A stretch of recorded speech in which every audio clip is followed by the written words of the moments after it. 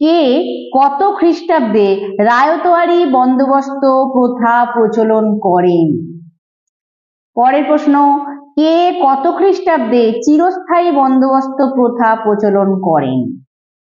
পরের প্রশ্ন, মহলওয়ারি ব্যবস্থায় মহল কথাটির অর্থ কি?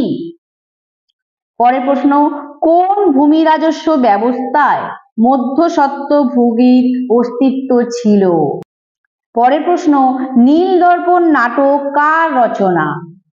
পরের প্রশ্ন, কোন ব্যবস্থার ফলে জমিদারদের জমির উপর স্থায়ী অধিকার জন্মায়? বাংলার কোথায় প্রথম পাট কারখানা কত খ্রিস্টাব্দে তৈরি হয়? কত খ্রিস্টাব্দে কার নেতৃত্বে রেলপথ চালু হয়? সম্পদের বহির্গমন বলতে কি বোঝো? বাংলা, বিহার ও ওড়িশাতে কোন ভূমি বন্দোবস্ত চালু হয়েছিল? আচ্ছা, দেশীয় শিল্পের অধঃপতন কি নামে পরিচিত? বাংলায় নীল বিদ্রোহ কত খ্রিস্টাব্দে হয়েছিল? এই বিদ্রোহের দুজন নেতার নাম লেখো। নীল বিদ্রোহের কথা প্রকাশিত হয় এমন একটি পত্রিকার নাম লেখো। এর সম্পাদক কে ছিলেন? দাদন কথাটির অর্থ কি? ইজারাদারি বন্দোবস্ত কে প্রবর্তন করেন? কি কারণে গ্রামীণ হস্তশিল্পগুলি ধ্বংস হয়ে গেছিল?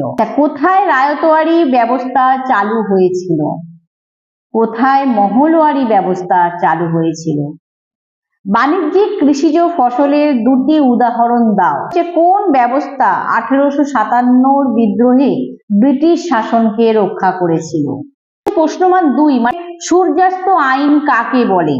কৃষির বাণিজ্যিকীকরণ বলতে কি বোঝো? দাক্ষিণাত্য হাঙ্গামা বলতে কি বোঝায়? চিরস্থায়ী বন্দোবস্তের সঙ্গে রায়তওয়ারি ও মহলওয়ারি বন্দোবস্তগুলির মধ্যে কি পার্থক্য ছিল এবং তিনটির মধ্যে কোনটি কৃষকদের জন্য কম ক্ষতিকারক ছিল?